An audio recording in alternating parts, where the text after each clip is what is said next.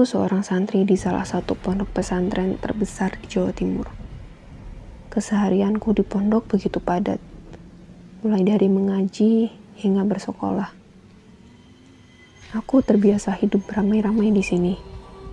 Tidur berdesak-desakan, makan senampan, bahkan terkadang mandi pun bersama. Karena memang kamar mandi di sini terbatas dan kita harus tepat waktu. Selama 1 tahun, aku sudah terbiasa dengan jadwal rutinitas kegiatanku. Sampai suatu hari, hari-hari kami berubah menjadi kebingungan yang tak berujung. Semua berawal dari salah satu temanku yang bercerita bahwa ada kejadian aneh saat ia hendak berwudu di kamar mandi masjid.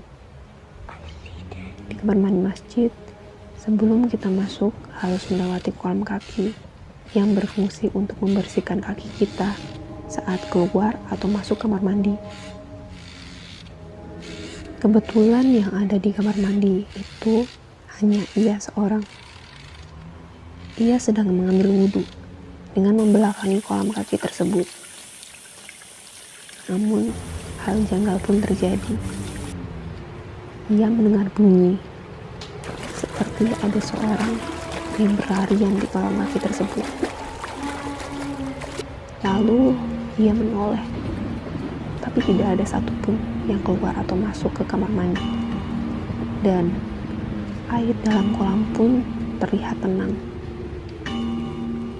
Setelah menyelesaikan wudhu, ia bergegas berlari menuju masuk ke masjid. Semakin lama, semakin banyak cerita-cerita serupa yang dialami oleh teman-temanku.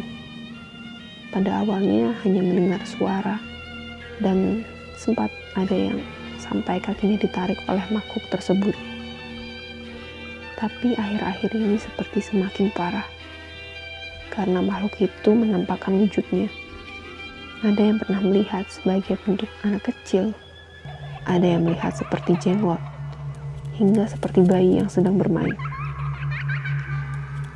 Kejadian ini semakin meresahkan karena makhluk kecil ini sering menggoda santri-santri. Hal ini menyebabkan ibadah kami selama di pondok terganggu karena kami ketakutan. Hingga akhirnya ada anak dengan indera keenam mencoba berkomunikasi dengan makhluk tersebut, berharap mengetahui mengapa selalu mengganggu para santri. Ternyata makhluk kecil yang sering bermain di kolam kaki tersebut adalah anak hasil aborsi salah satu santri. Ia sengaja menampakkan diri untuk mencari perhatian, layaknya anak kecil. Ia marah karena ibunya sendiri membuang dirinya. Dan ia berkata, akan selalu mengikuti ibunya sampai ibunya mati, dan akan mengganggu orang-orang yang ada di sekitarnya. Sebenarnya aku sudah tahu semua, bahkan sebelum mereka bercerita. Karena aku adalah ibunya, dan dia mengikutiku kemanapun aku pergi, dengan bentuknya yang kecil dan berlumuran darah. Ya, itu adalah wujud aslinya. Masih seperti embrio berjalan dengan rangka tubuh yang tidak lengkap. Dan ia pun selalu memanggilku.